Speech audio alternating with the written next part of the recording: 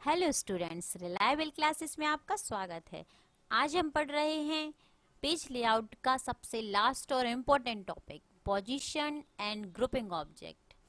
इसमें हम सबसे महत्वपूर्ण ये है कि इस टॉपिक से हम किसी भी यदि असाइनमेंट को तैयार कर रहे हैं, प्रोजेक्ट बना रहे हैं या किसी डायग्राम को बना रहे हैं, तब हमें पोजीशन एंड ग्रुपिंग ऑब्जेक्ट की बहुत ज़रूरत पड़ती है।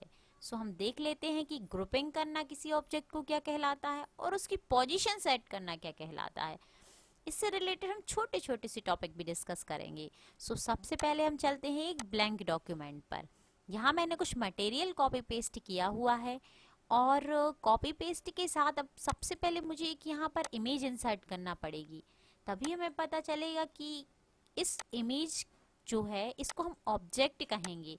तो इस ऑब्जेक्ट को हम ग्रुप कैसे करेंगे और इसकी पोजीशन कैसे सेट करेंगे। तो देखिए, मैंने एक पिक्चर इंसर्ट कर ली है और उसको छोटा कर लिया है और यहाँ से हम इस पिक्चर का फ्रेम भी डाल सकते हैं। ओके, पिक्चर का फ्रेम डालने के बाद अब हम इसकी पोजीशन सेट करेंगे। पोजीशन के लिए हम पेज लेआउट के अरेंज ग्रुप की पोजीशन पर चलते हैं। पोजीशन में हम देखते हैं यहाँ पर बहुत सारी पोजीशन हमें दिखाई दे रही हैं, जैसे कि अलाइन विथ टेक्स्ट रैपिंग के अंतर्गत बहुत सारी पोजीशन, ये भी टेक्स्ट रैपिंग ही कहलाती, जैसा कि हमने पिछले वीडियो में डिस्कस किया था। टेक्स्ट रैपिंग आप वहां से जाके आराम से पढ़ सकते हैं। ओके, यहाँ पर देखिए, जैसे यहाँ पर ये ऑब्जेक्ट यहाँ दिखाई दे रहा है, यदि हम इस पर क्लिक करेंगे तो ये हमारा जो है टॉप सेंटर कहलाता है। तो हमारी पिक्चर जो है इस टॉप सेंटर पर आ जाएगी। ये हमारी लेफ्ट है, तो हमारा सॉरी राइट, यानी टॉप राइट। ये टॉप लेफ्ट, टॉप सेंटर और टॉप राइट। ओके, अब हम जस्ट इसके नीचे देखते हैं तो हमारी पिक्चर को यदि हम बिल्कुल सेंटर में रखना चाहते हैं, ये देखिए मैं आप लोगों को पेज थोड़ा नीचे करके दिखा देती हूँ। यदि हम अपनी पिक्चर को बिल्कुल सेंटर में रखना चाहते हैं तो हम सेंटर में अपनी पिक्चर को रख सकते हैं। उसके लिए हमें पोजीशन की ही जरूरत पड़ेगी।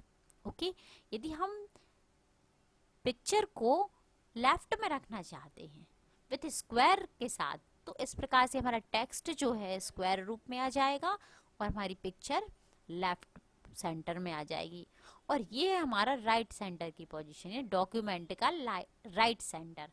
उसके बाद सबसे नीचे चलते हैं तो bottom left, bottom centre and bottom right. तो इस तरीके से हम अपनी जो पिक्चर है उसकी पोजीशन हम सेट कर सकते हैं।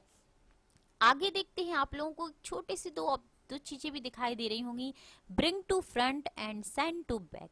इसका बहुत अच्छा यूज मैं आप लोगों को दिखा देती हूँ कि जब हम किसी डायग्राम को बनाते हैं या कभी हमें ऐसा कोई डायग्राम इंसर्ट करने की जरूरत पड़ती, मैं एक एग्जांपल के लिए आपको दिखा देती हूँ कि हमें कभी ऐसा हुआ कि एक एरो की बना लेते हैं हम। ये एरो की हमने ऐसा रख लिया, तो आप देख रहे हैं कि ये एरो की जो हमारा है ये इसको पीछे ना आके आगे आ रहा है। तब हम front, bring to front and send to back का इस्तेमाल करते हैं। हम इसको पीछे ले जाएंगे तो सेंड टू बैक पर क्लिक करेंगे। तो देखिए हमारा जो ये ऑब्जेक्ट है दूसरा वाला एरो की है, ये हमारी आधी पीछे चली गई। कहाँ से? सेंड टू बैक से। एंड ब्रिंग टू फ्रंट कर देंगे तो वो आगे आ जाएगी। तो यदि हमें आगे लेके आना है किसी भी चित्र को तो वो ब्रिंग टू फ्रंट, और पीछे लेके जाना है तो सेंड टू बैक। ओके, अब हम इसको घुमा भी सकते हैं, रोटेट भी कर सकते हैं। ये देखिए, rotate 90 degree, rotate left 90 degree, flip भी कर सकते हैं। फ्लिप का एग्जांपल मैं आपको बहुत अच्छे से दिखाऊंगी, इसलिए मैं अभी सिर्फ यही बता रही हूँ। इसको हम यहाँ से भी डायरेक्ट भी बदल सकते हैं। ये देखिए इस तरीके से, इसको थोड़ा हम पीछे कर दें यदि,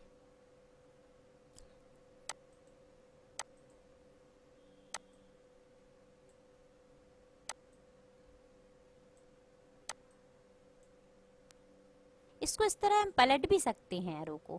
यदि हम इसका एरो डायरेक्ट इस तरह से घुमा दें, ये ड्रैग एंड ड्रॉप मेथड कहलाती है। मैं आपको छोटी छोटी सी चीज़ें इसलिए डिस्कस कर रही हूँ क्योंकि ये बहुत महत्वपूर्ण होती हैं, बहुत से लोग ये चीज़ें नहीं बताते आपको। तो ये देखिए, मैंने यहाँ से एरो की ये इंसर्ट कर दिया है और इस एरो की को मैंने फ्लिप कर दिया, इसको फ्लिपिंग कहा जाता है। ओके, ये फ्लिप आप यहाँ से जाके भी कर सकते हैं, फ्लिप वर्टिकल और फ्लिप हॉरिजॉन्टल। ये देखिए अब आया आप लोगों को समझ में? ये हम ड्रैग एंड ड्रॉप मेथड से भी कर सकते हैं। सो अब हम चलते हैं ऑब्जेक्ट को ग्रुप कैसे किया जाता है। यदि हमें ऑब्जेक्ट को ग्रुप करना है तो उसके लिए हम एक नया पेज लेके हमें नया सा एग्जाम्पल समझते हैं, जो कि बहुत अच्छा लगेगा, आप लोगों को बहुत पसंद भी आएगा। ओके, सो हम सबसे पहले एक यहाँ पर एक डायग्राम बनाएंगे शेप्स की मदद से। ओके, जैसे कि मैंने एक कार्टून बना के रखा है, ये देखिए। अब मैं इसके जो है बॉडी पार्ट्स बनाऊंगी ताकि हमें बहुत अच्छे से समझ में आ जाए। ये देखिए, ये मैंने इसका बॉडी पार्ट बनाया है और इस तरह से मैं इसके हाथ पैर भी डिज़ाइन करूँगी। मैं सिर्फ आप लोगों को ग्रुपिंग ऑब्जेक्ट समझाने के लिए डायग्राम ड्रॉ कर रही हूँ और मेरा कोई एंटरटेनमेंट का वो मोटिव नहीं है। ये देखिए, मैंने यहाँ पर एक डायग्राम ड्रॉ किया है।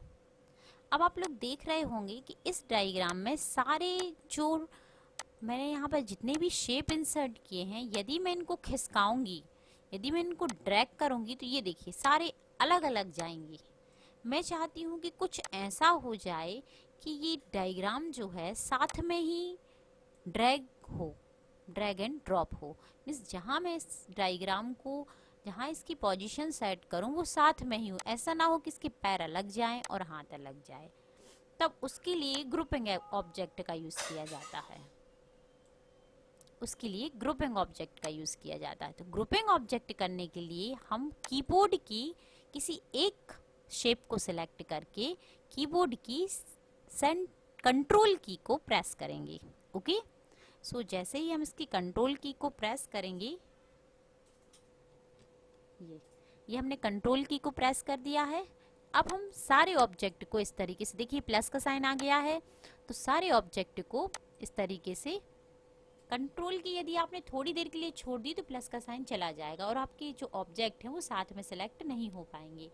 तो ये देखिए, मैंने कंट्रोल की को प्रेस किया हुआ है कीबोर्ड की और सारे ऑब्जेक्ट पर क्लिक कर रही हूँ, तो सारे ऑब्जेक्ट ये सिलेक्ट हो गए हैं। अब मैं अरेंज ग्रुप के ग्रुप पर जाकर इसको ग्रुप पर क्लिक कर दूंगी, तो अब हमारी ये एक इमेज बन गई है। अब हम इसको कहीं भी खिसकाएंगे तो ये साथ में ही खिसकेगी, ये अलग अलग नहीं जाएगी, क्योंकि ये सारे शेप जो हैं, जितने भी इसमें हमने ऑब्जेक्ट यूज़ किए थे, चित्र यूज़ किए थे, ये सारे चित्र एक इमेज के रूप में जुड़ गए हैं और ये हमारी एक इमेज बन गई है। देखिए, इस कारण ये ग्रुपिंग बहुत इम्पोर्टेंट होता है। कई बार ग्रुपिंग तब भी बहुत ज़रूरत पड़ती है जब हम किसी प्रोजेक्ट असाइनमेंट में वर्क करती हैं। तो हमारे लिए मैं आप लोगों को एक एग्जांपल दे के बता देती हूँ। क्या होता है, कभी कभी हम, जैसे कि एक एग्जांपल के लिए मैं आप लोगों को बता दूँ, सपोज दैट हम एक फ्लो चार्ट ड्रॉ कर रहे हैं, तब हमें उस जगह इसकी बहुत ज़रूरत पड़ती है। ये देखिए, जैसे कि मैंने ये कोई शेप बना लिया है, उसके बाद मैं डाउन एरो की बना रही हूँ। ओके, उसके बाद मैंने कोई सर्किल ड्रॉ कर लिया है। अब मैं चाहती हूँ कि मैं जहाँ लेके जाऊँ इसको, ये तीनों शेप साथ में जाएं। तब उसके लिए ग्रुपिंग ऑब्जेक्ट का यूज़ किया जाता है, यानी ऑब्जेक्ट को ग्रुप करना पड़ता है। तो मैं कंट्रोल की को प्रेस करूँगी और इस तरीके से सारे ऑब्जेक्ट पर क्लिक कर दूँगी और फिर इन्हें छोड़ दूँगी और पेज लेआउट के ग्रुप पर जाकर इसको ग्रुप कर दूँगी। तो ये हमारा जो सारे इमेजेस हैं, ऑब्जेक्ट हैं, वो ग्रुप हो जाएंगे। अब हम इसको कहीं भी एक साथ खिसका सकते हैं। तो देखा स्टूडेंट्स आपने किस तरीके से हम पोजीशन एंड ग्रुप का यूज़ अपने डॉक्यूमेंट में कर सकते हैं और ये कितने महत्वपूर्ण हैं।